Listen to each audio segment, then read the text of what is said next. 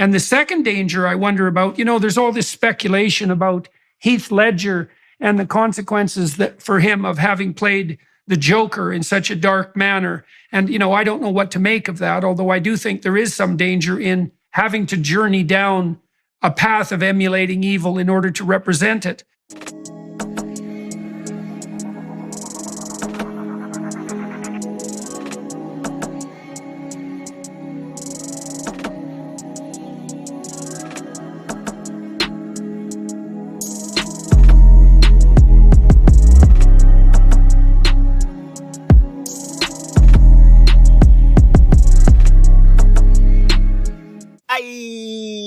What is going on with y'all, man? It is Black Balloon, and I'm coming back with another video, man, so y'all already know what's going on, alright? Check this out, y'all. Now, y'all know yesterday we dropped the video, and we were talking about the sickness in Hollywood and what happened to the Olsen twins, right? Now, a couple of y'all in the comments, which was expected, brought up Heath Ledger. A couple people said they couldn't help but think about Heath Ledger and Mary-Kate and the connection that she had to Heath Ledger's death. Or should I say Heath Ledger's sacrifice, right? So in this video, it's only right after talking about the Olsen twins to go back down the rabbit hole of Heath Ledger and Mary-Kate. Now, obviously, y'all already know we did an extensive video on Heath Ledger, and I think, we've talked about him multiple times since I've had this channel because he quite possibly pulled off the greatest method acting of all time when it comes to, and I'm not saying that in a good way, when it comes to literally knocking on the devil's door to play the role of the Joker, and the devil let him in. He knocked on the door, the devil let him in. He did everything possible to play the role of the Joker. He played it so good, he channeled the spirit so good that he didn't even live to see his own work. That is how dark it became for Heath Ledger. He channeled so good that he didn't even get to live to see himself on the screen. Think about that, y'all. Before we get into the details and the things that he did to play the Joker and, the connection with Mary-Kate, think about that. It's like he took himself to a point of no return. You channel that demonic spirit. It's almost like you made a deal to almost, play one of the greatest roles ever, the best Joker there ever was. And in return for that, you weren't even going to be able to see the movie completed. He died before it came out.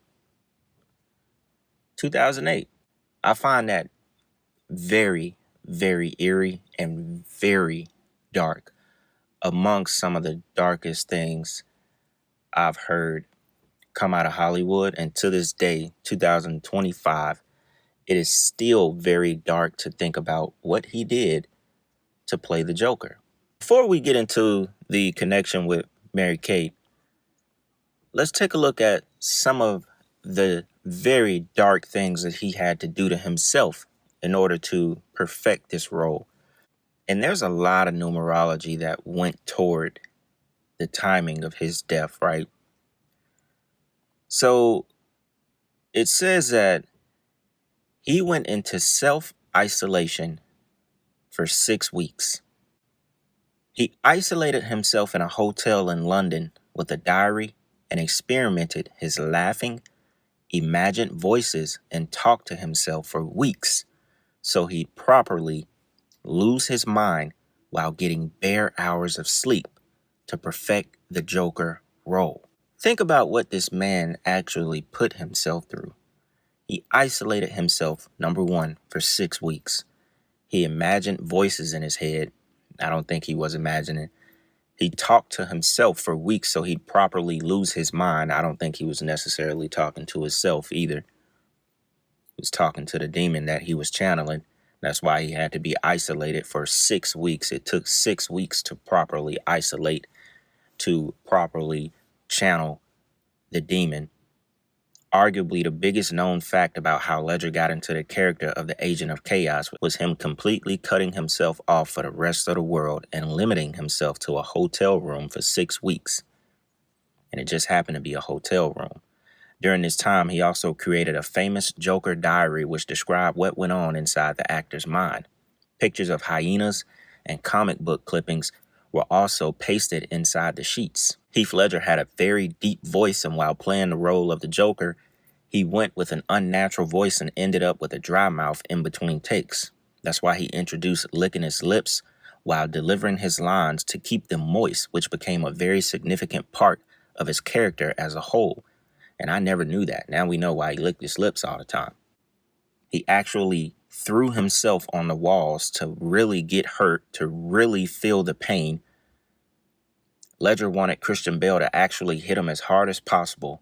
He declined his offer. He began to throw himself against the walls in order to make the contact look genuine. These are some of the extreme things he did in order to perfect the role. He had extreme insomnia from playing the Joker. He suffered from insomnia for years, but his sleep troubles got worse while he was shooting for The Dark Knight as the Joker. The kind of physical and mental exhaustion he went through for the role took a massive toll on his body. Ledger opened up about how he could only sleep for a couple hours every day but before he would wake up, with his mind racing with thoughts of the character. Quote, "Last week I probably slept an average of 2 hours a night. I couldn't stop thinking. My body was exhausted and my mind was still going." Eventually, it was his sleep deprivation which led to his untimely death of the actor before the film's release due to an accidental overdose of prescribed sleeping medication, and the artist didn't live long enough to see his art. So I wanted to give y'all that introduction so you can get an idea of the method acting that he had to do in order to perfect the role of the Joker. Now, with that being said, I want to play the old clip of Randy Quaid talking about the Star Whackers and how he believes Heath Ledger was one of those ones that were whacked by the Hollywood Star Whackers. Very old clip. People have seen it many of times, but just for the context of this video, before we get into the Mary-Kate section, just want to play y'all this clip, all right? That being said, y'all, check this out. My wife, Evie, and I have been the victims of criminal activities perpetrated by a small network of individuals who are out to destroy us personally, professionally, and financially. This network of individuals is manipulating the banking system and the criminal justice system for the purposes of sabotaging our credit and our credibility. Up until a year ago, Evie and I had never had any run-in with the law whatsoever. We are not criminals, nor are we fugitives from justice, nor are we crazy. We are simply artists and filmmakers who are being racketeered on. We believe there are to be a malignant tumor of star whackers in Hollywood. How many people do you know personally who have died suddenly and mysteriously in the past 5 years? I have personally known 8 actors, all of whom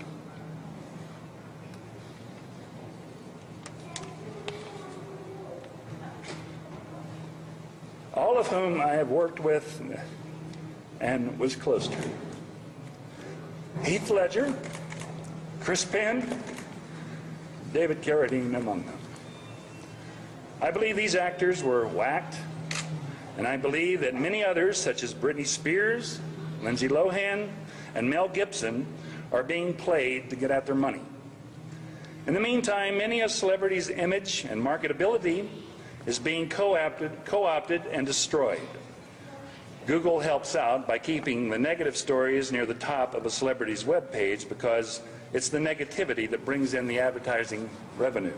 And the second danger I wonder about, there's all this speculation about Heath Ledger and the consequences that for him of having played the Joker in such a dark manner. And, I don't know what to make of that, although I do think there is some danger in having to journey down a path of emulating evil in order to represent it. I don't go to the devil to play the devil. I think many actors make that mistake.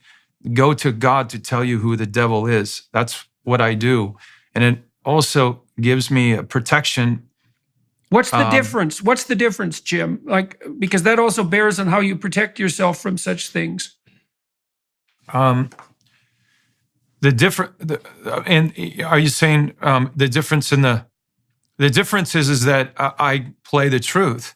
So if you go to the devil to play the devil will deceive you and put something up there that deceives the public. He'll always try to hide in the shadow. He'll always try, because he doesn't like the light, even though he's called the light, the illuminator, Lucifer. And he tries to mimic God. He tries to be like God. So there's always if God has love and what we see as love, he creates lust. Now, check this out, y'all. It says in 2008, there was much hearsay that Mary-Kate was somehow connected to the death of the Dark Knight star, Heath Ledger. A close friend of the actor, she got a call from his massage therapist when he was found unconscious on January 22nd, 2008. Not once, but her phone rang twice. According to a report in the New York Times, Diana Woslin, the masseuse who found Ledger's naked body with his face down in his Manhattan apartment, called Mary-Kate, who was on Ledger's speed dial, before actually calling 911. The biggest question ever since remains, why did the masseuse call Mary-Kate for help in that crucial moment? Why was her number on Ledger's speed dial? While the couple never confirmed it, the two were allegedly dating. Mary-Kate and Heath were casually dating for, guess what, y'all? 3 months before Heath's death. Now, in another article, I saw that the masseuse called Mary-Kate 3 times. They were allegedly dating for 3 months before Heath's death. They were hooking up, but neither was particularly interested in making it exclusive. Olson said she'd called some private security people she knew in New York and hung up. This is what she told the masseuse when she called her to say that Heath was dead. After shaking Heath Ledger, she called Olson again to inform her she was calling 911, and in another report, it was mentioned that she spent 9 minutes making 3 calls to Olson, there it goes, with the 4th call being made after the paramedics arrived. Think about that. That proves she has a deeper connection to his death.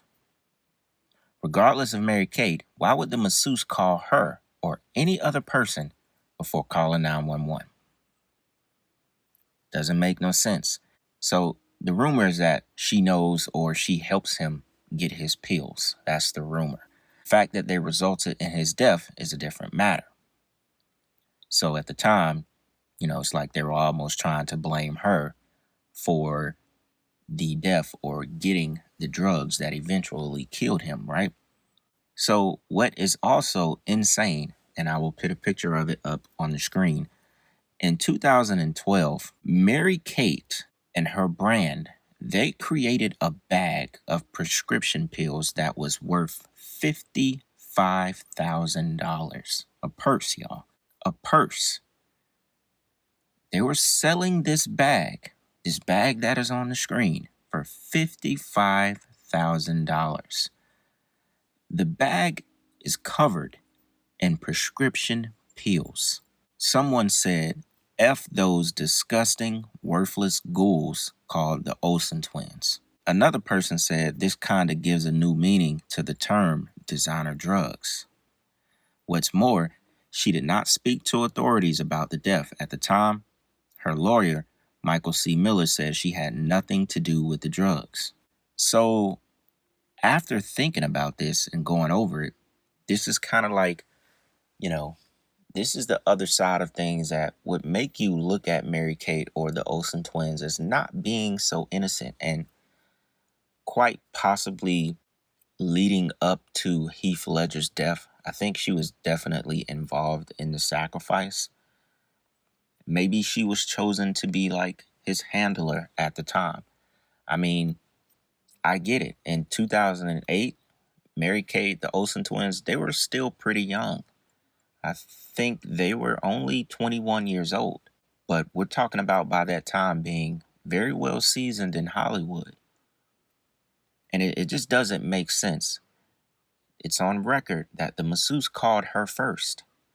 So the masseuse, she didn't feel, she was obviously told to call Mary-Kate. Mary-Kate probably told her to call me when he dies. When you get there and he's dead, call me. There has to be something going on that would make a person call someone who they feel like has more power or, has connections that are more dangerous than calling the police. Something was going on there. And it makes me feel like that Mary-Kate was the one who led him, to the sacrifice. Because I feel like, Heath Ledger was sacrificed. I believe a part of that Joker role, there was a deal involved. I feel like there was a deal involved. That's why he didn't get to see the movie actually come out. Didn't get to see himself embody that demon, portray and channel that spirit. I just feel like that wasn't in the deal. You're not going to be able to see what we helped you with. You wanted to channel this very powerful demon, this very powerful spirit that I believe, y'all remember Jack Nicholson laughed. He said, I told him. He said, I told him so. You want to play that role? I told him. There's a clip of it. He basically laughed. He was getting asked by paparazzi when they got news of his death. So he made that deal, I believe. And I believe he was sacrificed for it. He paid the price for it. And he went down as a legend, basically. I mean, there's people to this day that dresses up like him. Like right now, there's a guy on Instagram who does these car reels, and he's always dressed up like the Joker. I mean, he will live forever as the Joker. And I think that was a part of the deal. That's why it's so dark, so demonic. I mean, he doesn't even live on forever as Heath Ledger. He lives on forever as the character he channeled and, became, which was the Joker. I mean, people, when you think of Heath Ledger, you think of the Joker. You don't even look at, you don't even think of Heath Ledger's face. You think of that paint, them red lips, that gash from mouth to mouth, from, one end of the mouth to the other end of the mouth. You think of the Joker. So I believe that was a part of his deal to live forever. That's just my opinion. And Mary-Kate was definitely involved. She knows what happened to him. She knows. The Olsen twins, they know. So I know this video wasn't that long. I didn't want to, really make this a long one because we talked about Heath Ledger, a good bit of times on the channel. But I figured since we just did that Olsen twin video, it was only right to bring this up because it kind of covers both sides. The beginning of the things that the Olsen twins experienced in Hollywood that may have led them, down a very dark path, things that were out of their control when they were kids, all the way to, this side of it, which doesn't look good for them. It kind of is a grim reminder that still Hollywood, these people still participate in these rituals and sacrifices. And I don't think the Olsen twins escape that part of it at all. It looks like, they have blood on their hands as well, But with that being said, man, y'all let me know what y'all think about this one. It's Black Balloon, and I'm going to see y'all soon, all right? I'm out.